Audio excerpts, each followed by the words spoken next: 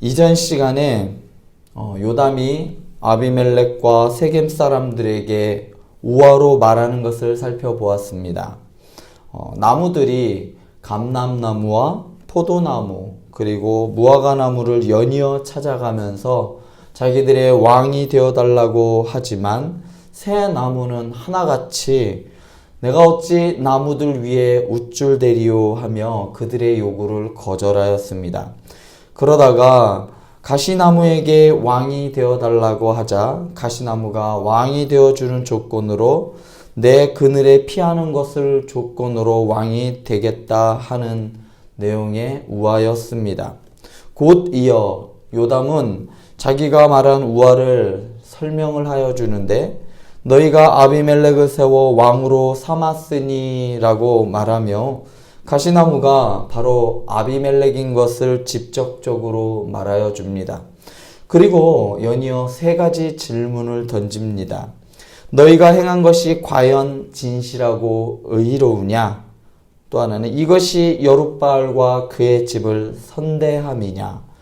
이것이 그의 손이 행한 대로 그에게 보답함이냐? 라고 하면서 이렇게 질문을 합니다. 그런데 이 세 가지 질문은 요담이 몰라서 궁금해서 묻는 질문이 아닙니다. 자신의 주장을 강조하기 위해 묻고 있는 겁니다. 너 꼭 그렇게만 해야 되니? 라고 저희 부모님이 저에게 자주 얘기했죠. 너 꼭 그런 식으로 공부해야만 하니? 그런 질문과 같을 겁니다.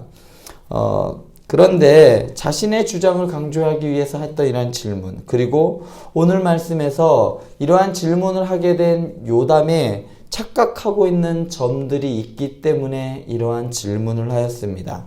그래서 오늘은 요담의 착각이라는 제목으로 함께 나눌 터인데 과연 요담은 어떠한 점을 착각하고 있었는지 살펴보고자 합니다. 첫 번째, 요담이 착각하고 있는 것은 17절에 우리 아버지가 전에 죽음을 무릅쓰고 너희를 위하여 싸워 미디안의 손에서 너희를 건져냈다라는 주장입니다. 정말 그럴까요? 이스라엘을 미디안의 손에서 건져낸 사람이 기드온일까요? 기드온의 이야기가 시작되는 6장 전반부에서 기드온은 제대로 미디안의 저항조차 할 수 없는 그냥 숨어서 겨우겨우 포도주 틀에서 타작을 겨우겨우 하는 그러한 소심한 사람이었습니다.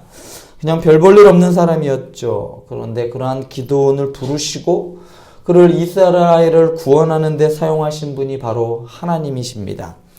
기드온의 전쟁은 바로 하나님이 하신 전쟁이라는 것을 우리는 지난 시간까지 계속해서 살펴보았습니다.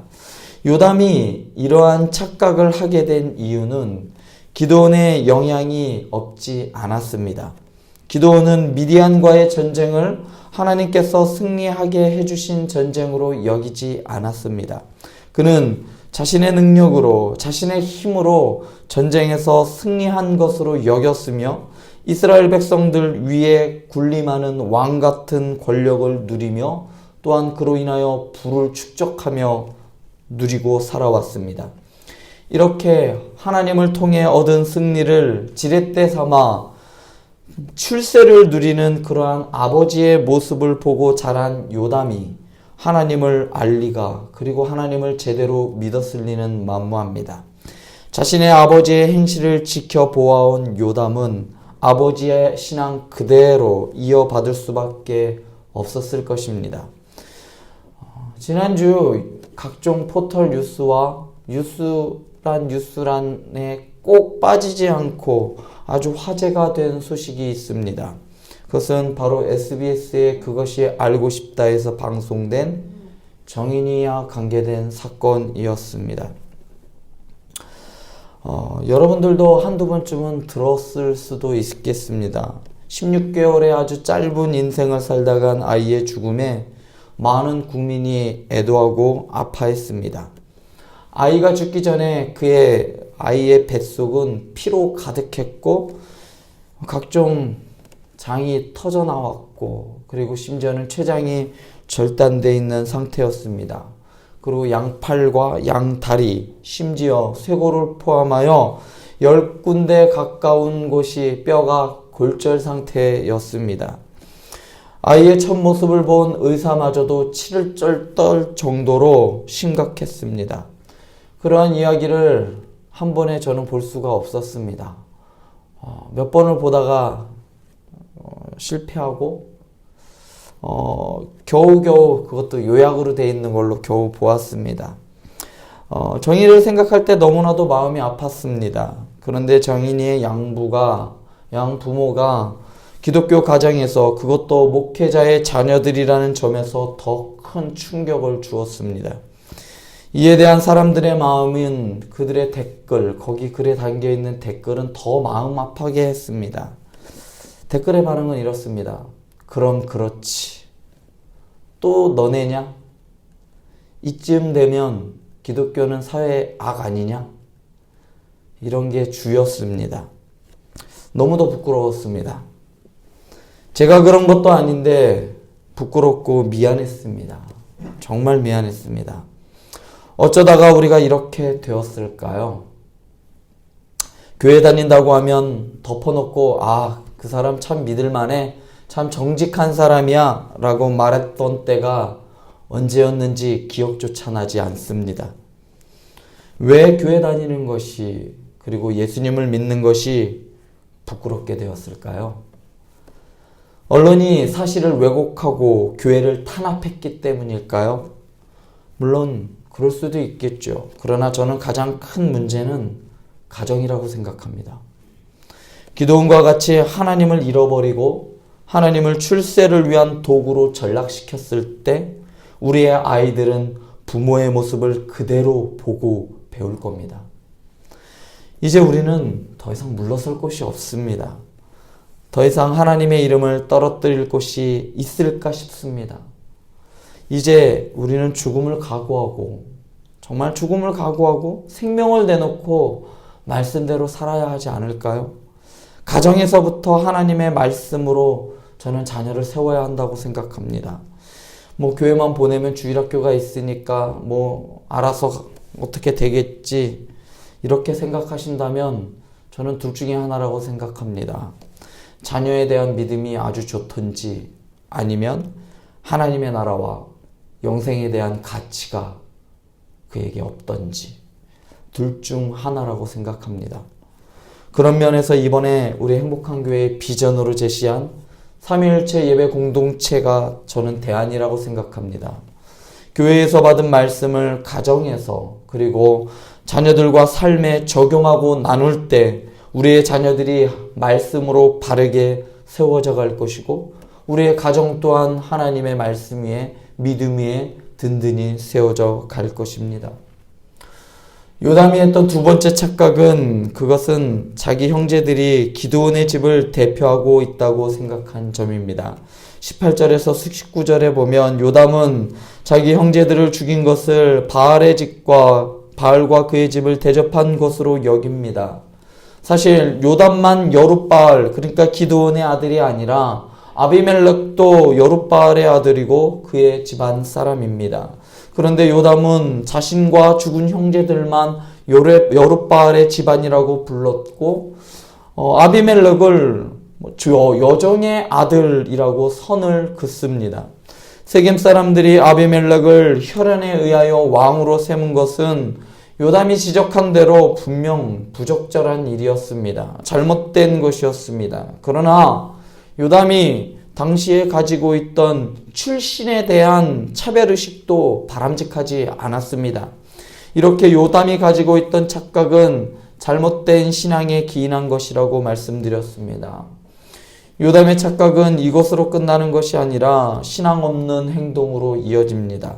19절에서 20절을 보면 요담은 저주를 합니다. 고대 세계의 언약관에 의하면 언약 관계에 있는 두 사람 중 어느 누구라도 언약을 어기는 사람이 있다면 그 사람은 저주를 받아야 했습니다. 신명기 28장에서 29장에 축복과 저주도 이와 같은 맥락에서 주어진 겁니다. 하나님과 이스라엘과 언약을 맺었습니다. 그래서 그 언약을 지키면 내가 너에게 이러한 축복을 주겠지만 어기면, 그렇지 않으면, 나를 떠나가면, 이 언약을 깨뜨리면 이러한 저주가 내릴 것이다 라는 것이죠. 사사기 8장 35절은 기드온이 다스리고 이스라엘 백성들은 다스림받은 언약적 관계에 들어갔음을 보여줍니다. 이를 근거로 요담은 언약을 어긴 이 세겜 사람들에게 저주를 합니다. 저주의 내용은 나와 내 아버지의 집을 진실하고 의롭게 하지 않았기 때문에 불이 나와서 아비멜렉은 물론이고 그의 집과 세겜 사람들의 집도 다 태워버릴 것이다 라는 겁니다. 그런데 이 요담의 저주에는 아주 심각한 문제가, 신앙적인 문제 두 가지가 있습니다. 첫 번째는 세겜 사람들이 언약을 맺은 대상이 하나님이 아니라 여롯바알과 그의 집이라는 점입니다. 요담이 퍼붓는 비난의 핵심은 세겜 사람들과 아비멜렉이 하나님의 말씀에 순종하지 않고 형제들을 죽이고 왕으로 세웠기 때문에 하나님께서 이렇게 너희를 벌한다고 하는 것이 아니라 여롯바알과 그의 집에 충성하지 않았기 때문에 그 집안을, 그 왕 같은 집안을 충성하지 않았기 때문에 이러한 저주를 내린다라는 겁니다. 전혀 신앙이 있는 사람의 행동이라고 할 수가 없겠죠. 요담이 분노하는 것은 하나님의 공의와 진리를 세우지 않아서가 아니라 단지 내 아버지 집의 명예를 위해 그냥 저주하고 있는 겁니다. 두 번째, 기드온의 오늘 이 요담의 저주에 담긴 신앙적인 문제는 성경에 자주 나오는, 성경 곳곳에 등장하는 다른 저주나 탄원과 전혀 다르다라는 것입니다.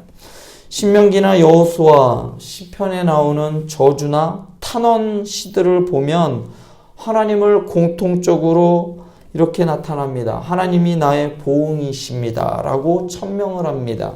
하나님께서 나의 원한을 갚아주실 것이다 라고, 아니면 하나님이 나의 원수를 갚아주십시오 라고 하면서 모든 것을 하나님께 맡깁니다. 그러나 요담의 저주에는 단순히 언약을 깬 것에 대한 보응을 말할 뿐 하나님이 벌을 내리실 것이라고 선언하거나 하나님께 보응해달라고 간구하는 부분이 전혀 나오지 않습니다. 왜 그럴까요? 그것은 앞에서 말씀드린 대로 요담은 제대로 된 신앙을 갖지 않았기 때문입니다. 조금 심하게 말씀드리자면 요담은 믿음 없는 사람이었습니다. 그렇기 때문에 하나님의 공의로운 심판을 요구하기보다는 자기 가문의 악을 행한 자에 대한 그냥 인과응보 차원에서 저주를 쏟아놓는 것이 전부였습니다. 믿는 사람이라면 그럼 어떻게 할까요? 대표적인 예로 시편 5편은 다윗이 자신을 위협하는 거짓 고소와 적대적인 박해 상황 가운데 하나님께 억울함을 탄식하는 기도문입니다.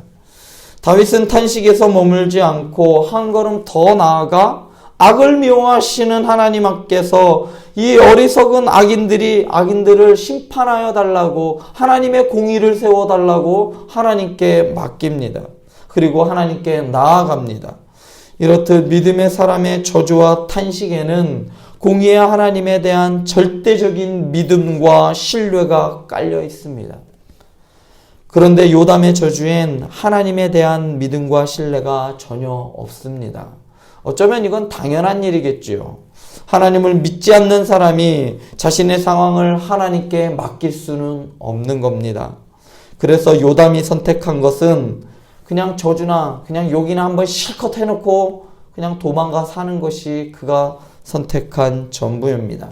그래서 그는 부엘로, 아비멜렉을 피하여 부엘로 가서 그냥 거기에서 늙어 죽을 때까지 어떻게 잘 살았는지 어떻게 했는지 성경은 이야기하지 않습니다. 그냥 거기에 갔다. 그리고 거기서 살았다 라고 말하여 줍니다. 그저 세겜 사람과 아비멜렉의 손에서 그냥 벗어나서 목숨만 유지하는 것이 요담이 했던 전부였습니다.